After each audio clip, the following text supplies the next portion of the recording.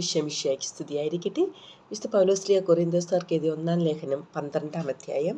പരിശുദ്ധാത്മാവിൻ്റെ ദാനങ്ങൾ. സഹോദരരെ, നിങ്ങൾ ആത്മീയ ദാനങ്ങളെക്കുറിച്ച് അറിവുള്ളവരായിരിക്കണമെന്ന് ഞാൻ ആഗ്രഹിക്കുന്നു. നിങ്ങൾ വിജാതീയരായിരുന്നപ്പോൾ ശേഷിയില്ലാത്ത വിഗ്രഹങ്ങളുടെ അടുത്തേക്ക് അബദ്ധസഞ്ചാരം ചെയ്തിരുന്നത് ഓർക്കുന്നുണ്ടല്ലോ. ദൈവാത്മാവ് മുഖേന സംസാരിക്കുന്നവരാരും യേശു ശപിക്കപ്പെട്ടവനാണ് എന്ന് ഒരിക്കലും പറയുകയില്ലെന്നും യേശു കർത്താവാണ് എന്ന് പറയാൻ പരിശുദ്ധാത്മാവ് മുഖേനയല്ലാതെ ആർക്കും സാധിക്കുകയില്ലെന്നും നിങ്ങൾ ഗ്രഹിക്കണമെന്ന് ഞാൻ ആഗ്രഹിക്കുന്നു. ദാനങ്ങളിൽ വൈവിധ്യമുണ്ടെങ്കിലും ആത്മാവ് ഒന്ന് തന്നെ. ശുശ്രൂഷകളിൽ വൈവിധ്യമുണ്ടെങ്കിലും കർത്താവ് ഒന്ന് തന്നെ. പ്രവൃത്തികളിൽ വൈവിധ്യമുണ്ടെങ്കിലും എല്ലാവർക്കും എല്ലാറ്റിനും പ്രചോദനം നൽകുന്ന ദൈവം ഒന്ന് തന്നെ. ഓരോരുത്തരിലും ആത്മാവ് വെളിപ്പെടുന്നത് പൊതു നന്മയ്ക്ക് വേണ്ടിയാണ്. ഒരേ ആത്മാവ് തന്നെ ഒരാൾക്ക് വിവേകത്തിൻ്റെ വചനവും മറ്റൊരാൾക്ക് ജ്ഞാനത്തിൻ്റെ വചനവും നൽകുന്നു. ഒരേ ആത്മാവ് തന്നെ ഒരുവന് വിശ്വാസവും വേറൊരുവന് രോഗശാന്തിക്കുള്ള വരവും നൽകുന്നു. ഒരുവന് അത്ഭുതങ്ങൾ പ്രവർത്തിക്കാൻ ശക്തിയും മറ്റൊരുവന് പ്രവചിക്കാൻ വരവും വേറൊരുവന് ആത്മാക്കളെ വിവേചിച്ചറിയാൻ കഴിവും വേറൊരുവന് ഭാഷാവരവും വേറൊരുവന് വ്യാഖ്യാനത്തിനുള്ള വരവും അതേ ആത്മാവ് തന്നെ നൽകുന്നു. തൻ്റെ ഇച്ഛയ്ക്കൊത്ത് ഓരോരുത്തർക്കും പ്രത്യേക ദാനങ്ങൾ നൽകുന്ന ഒരേ ആത്മാവിൻ്റെ തന്നെ പ്രവൃത്തിയാണ് ഇതെല്ലാം.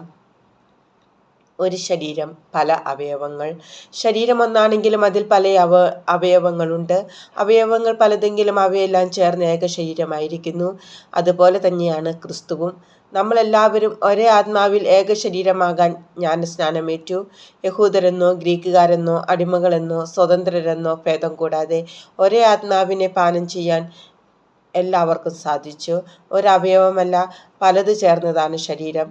ഞാൻ കൈയല്ലാത്തതിനാൽ ശരീരത്തിൻ്റെ ഭാഗമല്ല എന്ന് കാൽ പറഞ്ഞാൽ അത് ശരീരത്തിൻ്റെ ഭാഗമല്ലെന്ന് വരുമോ? അതുപോലെ തന്നെ ഞാൻ കണ്ണല്ലാത്തതിനാൽ ശരീരത്തിൻ്റെ ഭാഗമല്ല എന്ന് ചെവി പറഞ്ഞാൽ അത് ശരീരത്തിൻ്റെ ഭാഗമല്ലെന്ന് വരുമോ? ശരീരം ഒരു കണ്ണ് മാത്രമായിരുന്നെങ്കിൽ ശ്രവണം സാധ്യമാകുന്നതെങ്ങനെ? ശരീരം ഒരു ചെവി മാത്രമായിരുന്നെങ്കിൽ ഘ്രാണം സാധ്യമാകുന്നതെങ്ങനെ? എന്നാൽ ദൈവം സ്വന്തം ഇഷ്ടമനുസരിച്ച് ഓരോ അവയവവും ശരീരത്തെ ക്രമപ്പെടുത്തിയിരിക്കുന്നു. എല്ലാം കൂടി ഒരു അവയവമായിരുന്നെങ്കിൽ ശരീരം എവിടെയാകുമായിരുന്നു? ഇപ്പോഴാകട്ടെ പല അവയവങ്ങളും ഒരു ശരീരവുമാണുള്ളത്. കണ്ണിന് കൈയോട് എനിക്ക് നിന്നെക്കൊണ്ട് ആവശ്യമില്ല എന്നോ തലയ്ക്ക് കാലിനോട് എനിക്ക് നിന്നെക്കൊണ്ട് ഉപയോഗമില്ല എന്നോ പറയുക സാധ്യമല്ല. നേരെ മറിച്ച് ദുർബലങ്ങളെന്ന് കരുതപ്പെടുന്ന അവയവങ്ങളാണ് കൂടുതൽ ആവശ്യമായിരിക്കുന്നത്. മാന്യങ്ങളല്ലെന്ന് കരുതപ്പെടുന്ന അവയവങ്ങൾക്ക് നമ്മൾ കൂടുതൽ മാന്യത കൽപ്പിക്കുകയും ഭംഗി കുറഞ്ഞവയെന്ന് കരുതപ്പെടുന്നവയെ കൂടുതൽ അലങ്കരിക്കുകയും ചെയ്യുന്നു. ഭംഗിയുള്ള അവയവങ്ങൾക്ക് ഇവയൊന്നും ആവശ്യമില്ല. ദൈവമാകട്ടെ അപ്രധാനങ്ങളായ അവയവങ്ങൾക്ക് കൂടുതൽ പ്രാധാന്യം ലഭിക്കത്തക്ക വിധം ശരീരം സംവിധാനം ചെയ്തിരിക്കുന്നു.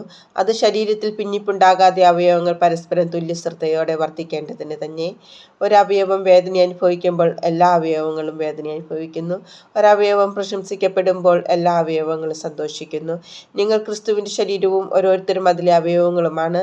ദൈവം സഭയിൽ ഒന്നാമത് അപ്പോസ്തലന്മാരെയും രണ്ടാമത് പ്രവാചകന്മാരെയും മൂന്നാമത് പ്രബോധകരെയും തുടർന്ന് അത്ഭുത പ്രവർത്തകർ, രോഗശാന്തി നൽകുന്നവർ, സഹായകർ, ഭരണകർത്താക്കൾ, വിവിധ ഭാഷകളിൽ സംസാരിക്കുന്നവർ എന്നിവരെയും നിയമിച്ചിരിക്കുന്നു. എല്ലാവരും അപ്പോസ്തലരോ, എല്ലാവരും പ്രവാചകരോ, എല്ലാവരും പ്രബോധകരോ, എല്ലാവരും അത്ഭുത പ്രവർത്തകരോ, എല്ലാവർക്കും രോഗശാന്തിക്കുള്ള വരങ്ങളുണ്ടോ?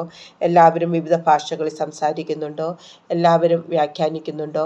എന്നാൽ ഉത്കൃഷ്ടദാനങ്ങൾക്ക് വേണ്ടി തീക്ഷ്ണമായി അഭിലഷിക്കുവിൻ. ഉത്തമമായ മാർഗം ഞാൻ നിങ്ങൾക്ക് കാണിച്ചു തരാം.